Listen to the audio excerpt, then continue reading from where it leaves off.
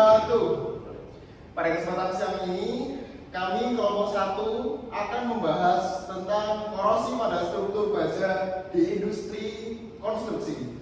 Sebelum memulai presentasi pada siang hari ini, alangkah baiknya kami perkenalkan dulu. Perkenalkan, nama saya Sultan Nasrullah, absen 22. Saya Helmi Putra Widanto, absen 11. Saya Arya Putra, absen 4. Baik, langsung saja ke pokok bahasan. Ada latar belakang, lalu studi kasus, pengertian korosi, jenis korosi, mekanisme korosi pada baja dengan lapisan cat pelindung, proteksi korosi, desain struktur yang mengurangi risiko korosi.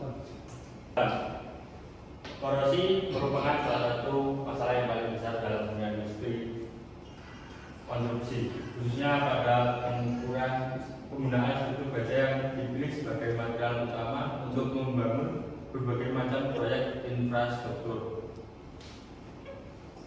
Baja dikenal memiliki banyak keunggulan, terutama kekuatan yang tinggi, ketahanan terhadap beban besar, serta daya tahan yang baik dalam kondisi fisik yang ekstrim.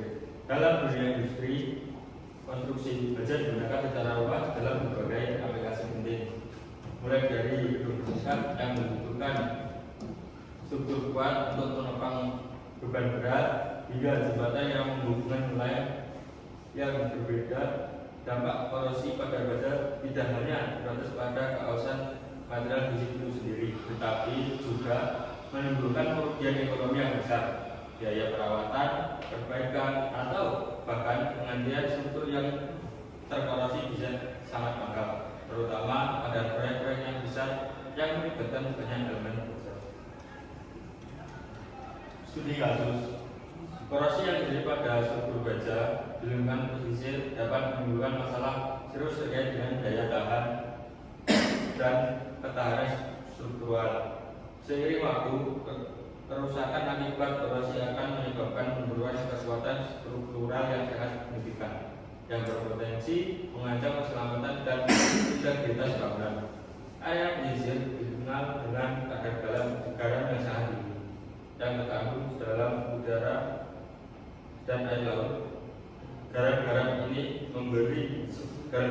seperti natrium klorida NaCl dapat terlepas ke udara dan terbawa angin laut, menempel pada permukaan baja dan membentuk lapisan tipis yang bersifat higroskopis.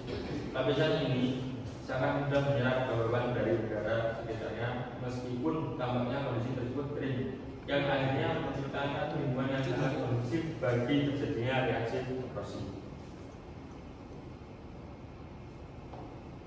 Lanjutan selain korosi seragam, jenis korosi lainnya yang sering dijumpai pada konstruksi baja di lingkungan pesisir adalah korosi celah. Korosi jenis ini sering kali terjadi di area-area yang sulit dijangkau atau tidak sepenuhnya terlindungi oleh lapisan pelindung, seperti pada tambungan atau pelindung kecil dari struktur baja. Selain itu, korosi gampang merupakan jenis korosi yang dapat terjadi ketika baja berhubungan langsung dengan program yang memiliki potensi elektrokimia yang berbeda. Dalam kasus ini, baja yang memiliki potensial elektrokimia yang lebih rendah akan bertindak sebagai anoda dan akan terkorosi lebih cepat, sementara anoda yang memiliki potensi lebih tinggi akan bertindak sebagai sangat berbahaya dan sering terjadi pada baja yang terpapar air laut yang mengandung ion klorida. Korosi pitting dapat juga menyebabkan pembentukan lubang kecil, tetapi pada permukaan baja, solusi jangka panjang harus difokuskan pada pencegahan korosi yang berkelanjutan dan peningkatan kualitas struktur di masa depan. Salah satu metode yang dapat diterapkan adalah penggunaan sistem proteksi atau BIM yang mampu melindungi struktur baja dari korosi berbagai dengan mengalihkan proses korosi ke anoda karbon. Baik, selanjutnya untuk pengertian korosi.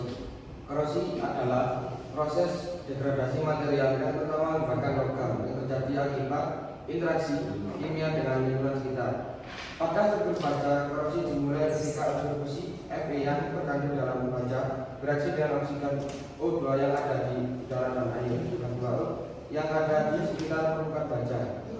kimia ini menghasilkan lapisan lipid elektrolit pada permukaan baja yang dapat berfungsi sebagai media untuk reaksi korosi lebih lanjut. Secara umum, reaksi kimia utama yang terjadi dalam korosi adalah sebagai berikut. Reaksi anodik Fe2 plus 2E. Untuk reaksi katodik O2 tambah 2H2O plus 4E untuk 4OH. Hasil reaksi ini membentuk senyawa FeOH2 yang kemudian teroksidasi menjadi Fe2O3H2O, yaitu garam. Jenis korosi pertama itu korosi celah yang biasanya terjadi pada area-area yang sulit dijangkau oleh oksigen tetapi cenderung terakumulasi air atau ion-ion korosif. Contohnya adalah pada sambungan, sudut-sudut tersembunyi atau di bawah lapisan pelindung yang mengalami kerusakan kecil seperti retakan. Dalam kondisi ini, konsentrasi oksigen yang rendah di dalam celah menciptakan sel elektrokimia yang menyebabkan perbedaan potensial antara area dalam celah dan permukaan terbuka. Jenis korosi yang kedua yaitu korosi galvanik, merupakan jenis korosi yang terjadi ketika dua logam dengan potensial elektrokimia berbeda saling bersinggungan dalam lingkungan elektrolit, seperti air asin atau udara luar yang mengandung ion klorida. Dalam situasi ini, logam dengan potensial lebih rendah bertindak sebagai anoda dan mengalami korosi lebih cepat. Fenomena ini sering terjadi pada struktur baja yang dipadukan dengan logam lain seperti aluminium atau tembaga tanpa adanya isolasi atau perlindungan tambahan di antaranya. Jenis korosi bikin adalah salah satu jenis korosi yang paling berbahaya karena sifatnya yang sangat lokal namun sangat merusak. Korosi ini ditandai dengan terbentuknya lubang-lubang kecil tetapi dalam pada permukaan baja. Proses ini seringkali dimulai ketika ion klorida menembus lapisan pelindung baja seperti cat atau oksida pasif, sehingga menyebabkan kerusakan pada area tertentu. Korosi pitting sangat sulit dideteksi pada tahap awal karena kerusakannya tersembunyi, tetapi efeknya dapat menyebabkan kegagalan struktural yang serius jika dibiarkan tanpa penanganan. Baik, lanjut mekanisme korosi pada baja dengan lapisan cat pelindung. Meski baja dilapisi dengan cat pelindung, korosi tetap dapat terjadi jika berbagai faktor yang mempengaruhi kualitas dan integritas lapisan pelindung tidak diperhatikan dengan seksama. Salah satu faktor utama penyebab korosi pada baja adalah kerusakan yang terjadi pada lapisan cat itu sendiri. Cat pelindung pada baja dirancang untuk menghalangi kontak langsung antara baja dan lingkungan eksternal yang dapat memicu proses korosi pada area di mana lapisan cat gagal atau rusak. Ion klorida bertindak dengan cara yang sangat efektif dalam memperburuk kondisi baja. Ketika lapisan cat tidak lagi berfungsi dengan baik, ion klorida ini dapat dengan mudah menembus lapisan cat yang retak atau terkikis, memulai proses korosi dan memperburuk kerusakan pada baja. Lanjut mekanisme korosi pada baja dengan proteksi katodik. Proteksi katodik adalah metode efektif untuk mencegah korosi pada logam, terutama baja yang rentan terhadap oksidasi dalam lingkungan korosif. Prinsipnya adalah menjadikan baja sebagai katoda dalam sel elektrokimia, sehingga korosi terjadi pada anoda, bukan pada baja. Di sini ada dua metode utama, yaitu yang pertama anoda korban, yaitu sacrificial anoda, menggunakan logam yang lebih reaktif seperti sel, magnesium, atau aluminium sebagai anoda. Anoda ini terkorosi lebih dahulu, melindungi baja dari korosi. Metode ini umum digunakan pada struktur terendah air seperti pipa bawah tanah, kapal, dan platform offshore. Anoda korban harus diganti secara berkala sesuai tingkat keharusannya. Lalu yang kedua, arus proteksi terkontrol, impress current, menggunakan sumber daya eksternal untuk menghasilkan arus listrik yang diarahkan ke baja agar tetap ada. Sistem ini cocok untuk struktur besar atau sulit diakses seperti pipa bawah laut, jembatan. Keunggulannya adalah perlindungannya konsisten tanpa perlu pergantian anoda secara berkala. Lanjut, mekanisme korosi pada baja dengan inhibitor korosi. Inhibitor korosi adalah bahan kimia yang digunakan untuk mengurangi atau menghentikan korosi pada logam, terutama baja, dengan mengganggu mekanisme elektrokimia yang menyebabkan degradasi material. Proses ini melindungi baja dari kerusakan struktural, memperpanjang umur pemakaian, dan mengurangi biaya pemeliharaan. Mekanisme kerja inhibitor korosi yaitu pembentukan lapisan pasif. Yang pertama, membentuk lapisan pelindung non-reaktif seperti oksida atau film kimia pada permukaan baja.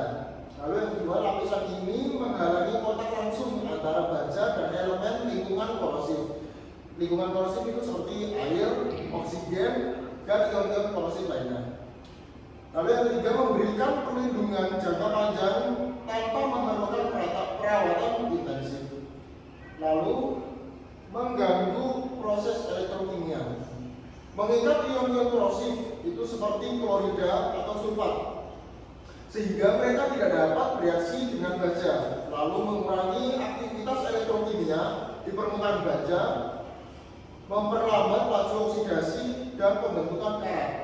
Lalu yang ketiga, menetralkan produk sampingan korosi untuk mencegah kerusakan lebih lanjut. Bagaimana cara penggunaannya dan apa saja keunggulannya, yaitu digunakan dalam berbagai industri seperti minyak dan gas, perkapalan, konstruksi, dan sistem pendingin. Lalu mengontrol laju korosi, memperpanjang umur peralatan, dan menekan biaya pemeliharaan. Lalu bisa juga digunakan bersama metode lain seperti pelapisan atau proteksi katodik untuk perlindungan lebih komprehensif. Lalu desain struktur yang mengurangi resiko korosi. Desain struktur yang baik sangat penting untuk mencegah korosi yang dapat mengurangi kekuatan baja, memperpendek umur material, dan meningkatkan biaya pemeliharaan. Korosi terjadi akibat interaksi logam dengan elemen lingkungan seperti air, oksigen, dan ion-ion korosif. Berikut langkah-langkah penting dalam desain struktur untuk meminimalkan resiko korosi. Jadi pertama, menghindari celah dan akumulasi kelembapan. Ini seperti hindari celah atau ruang sempit yang sulit dijangkau dan berpotensi menahan air atau kelembapan. Desain sambungan yang mudah diakses untuk pembersihan dan pemeliharaan rutin. Lalu yang kedua, pengelolaan aliran air yang baik. Pastikan aliran air yang efektif dengan sistem drainase yang baik untuk mencegah genangan air. Gunakan permukaan miring atau saluran drainase yang tepat agar air mengalir dengan lancar. Lalu yang ketiga, pemilihan material tahan korosif. Gunakan material seperti baja tahan karat yang memiliki lapisan pelindung alami dari korosi. Pertimbangkan perlindungan tambahan seperti cat pelindung, lapisan sen, atau sistem proteksi katodik. Lalu yang terakhir, lapisan dan perlindungan tambahan. Cat pelindung mencegah kontak langsung baja dengan elemen korosif. Lapisan sen dan proteksi katodik dapat melindungi baja dalam lingkungan yang sangat korosif. Jadi kesimpulan dari ini, desain struktur yang memperhatikan faktor-faktor ini dapat memperpanjang umur pakai, mengurangi biaya perawatan, meningkatkan stabilitas, serta mencegah kegagalan struktural. Baik, dari kesimpulan presentasi pada siang hari ini, korosi pada struktur baja di industri konstruksi, terutama di lingkungan pesisir, adalah masalah serius yang dapat mengurangi kekuatan struktural dan masa pakai material.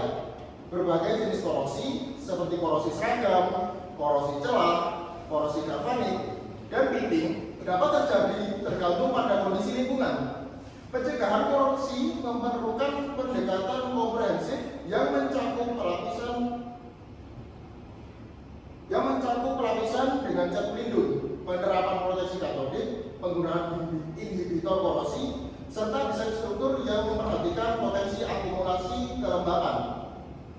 integritas struktur baja.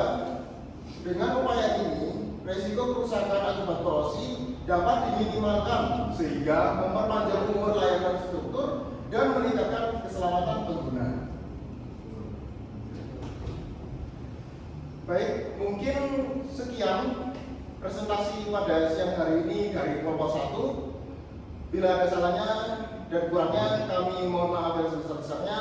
Wassalamualaikum warahmatullahi